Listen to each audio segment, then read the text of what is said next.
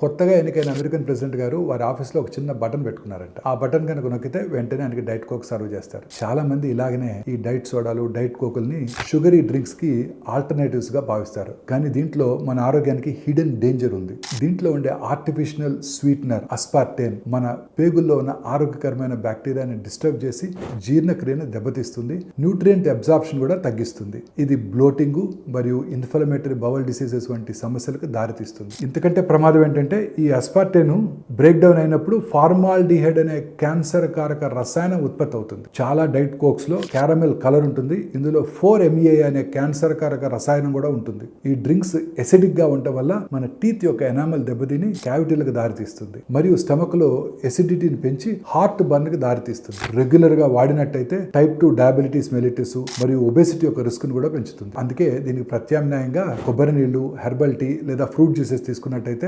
ఆరోగ్యకరంగా ఉంటుంది.